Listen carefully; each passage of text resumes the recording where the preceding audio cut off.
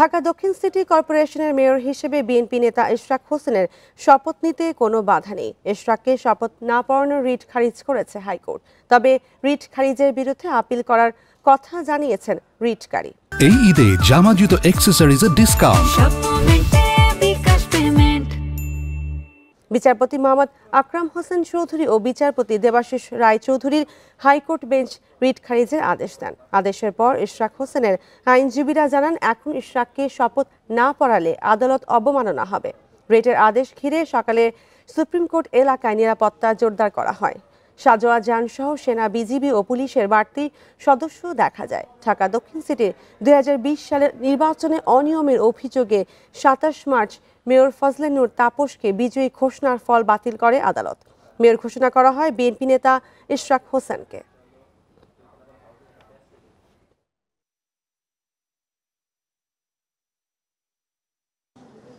Tribunal এবং high court ডিভিশনের আজকের রায়ের প্রতি আস্থা রেখে আগামী 24 ঘন্টার ভিতর তার শপথের ব্যবস্থা গ্রহণ করবেন।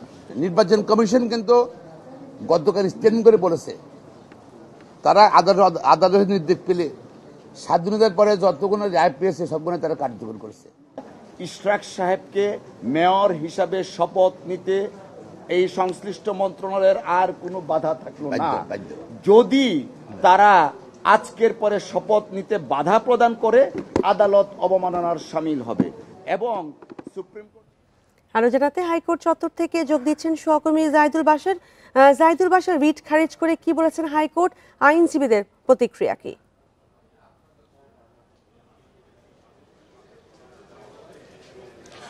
দেখুন, ধন্যবাদ আপনাকে। আজকে গত দুদিন ধরেই এই বিষয়টি নিয়ে খুব আলোচনায় ছিল এবং সারা দেশ জুড়ে আলোচিত যে ইশরাক হোসেনের আসলে শপথ পড়ানোর বিষয়টির থেকে হাইকোর্টে কি আদেশ আসে। দেখুন, সেই রিটটি হাইকোর্ট খারিজ করে দিয়েছে। মূল গ্রাউন্ড ছিল খারিজ করার, যিনি রিট ফাইল করেছেন অর্থাৎ রিটকারী তিনি এই রিটটি করতে পারেন না, মেইনটেনেবল না এই রিট। কারণ হচ্ছে ট্রাইব্যুনালে তিনি পার্টি হননি। ট্রাইব্যুনালে বলতে ইশরাক হোসেন যেই মামলা করেছিলেন 2020 সালের ওই নির্বাচনের পরে, সেখানে মূলত পার্টি হচ্ছে নির্বাচন কমিশন, ইশরাক নিজে এবং তার প্রতিদ্বন্দ্বী তখনকার বিজয়ী প্রার্থী মেয়র তাপস।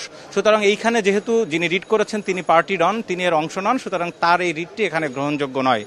এই গ্রাউন্ডে এই রিট কিন্তু আজকে আদালত খারিজ করে দিয়েছেন। কিছুক্ষণ আগে রিটকারীর যারা আইনজীবী তিনি এখানে আসছিলেন এবং তিনি বলেছেন যেহেতু রিট খারিজ হয়ে গেছে হাইকোর্টে, এখন তারা ফার্দার কোর্টে অর্থাৎ চেম্বার জাজে যাবেন, সেখানে তারা আপিল করবেন, উচ্চ আদালতে যাবেন। আর কিছুক্ষণ আগে তার আগে এখানে হাইকোর্টে ইশরাকের পক্ষে যারা লড়েছেন, বিএনপির সিনিয়র আইনজীবী যারা রয়েছেন, তারা এখানে ব্রিফিং করেছেন।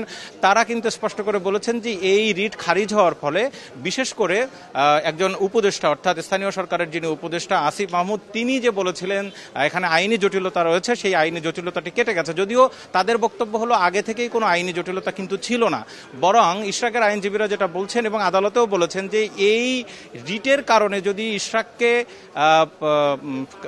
শপথ পড়ানো না হতো তখন কিন্তু উল্টো আদালত অবমাননা হতো। কারণ তার আগে নিম্ন আদালতের একটি রায় রয়েছে ইশরাককে মেয়র ঘোষণা করে। আজকে সেই কথাটি আবার বলেছেন barrister Mahbub Uddin Khokon, supreme court বারের সভাপতি। তিনি বলেছেন যে এখন হাইকোর্টের তো কোনো আইনি বাধা নেই, বরং এখন যদি ইশরাককে শপথ পড়ানো না হয় সেটি হবে আদালত অবমাননার শামিল।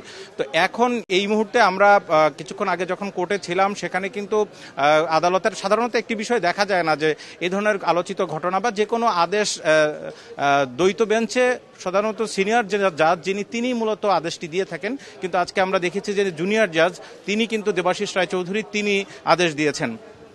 একই সাথে আদালতে একেবারে এই মামলার আদেশের শুরুতে আদালত কিন্তু বেশ কয়েকটি কথা বলেছেন সুপ্রিম কোর্ট বারের সভাপতিকে এবং সেখানে যারা আইনজীবীরা উদ্দেশ্য করেছিলেন তাদের উদ্দেশ্যে বলেছেন যে আদালত চায় সুপ্রিম কোর্টের যারা লয়ার রয়েছেন, যারা মক্কেল রয়েছেন এবং এখানে যারা বিচার কার্য পরিচালনা করছেন সবার ভিতরে একটা সৌহার্দ্যপূর্ণ পরিবেশ থাকুক, এমন কোনো আচরণ যাতে না হয়, যাতে করে এই সৌহার্দ্যপূর্ণ আচরণটি নষ্ট হয়। আদালত বলেছেন যে এই বিষয়গুলোতে সবাইকে আসলে খেয়াল রাখতে হবে। যাই হোক, এখন এই যে রিটটি খারিজ হয়ে গেল, আমরা প্রশ্ন করেছিলাম ইশরাকের যারা আইনজীবী রয়েছেন যে ইশরাক হোসেন এই বিষয়টি নিয়ে কিন্তু আন্দোলন করছেন, তার সমর্থকরা গত কয়েকদিন ধরে রাস্তাঘাট বন্ধ করে সেখানে তারা আন্দোলন করছেন। তো তারা এখন যেহেতু রিট খারিজ হয়ে গেছে, তারা আসলে এখন ঘরে ফিরবেন কিনা।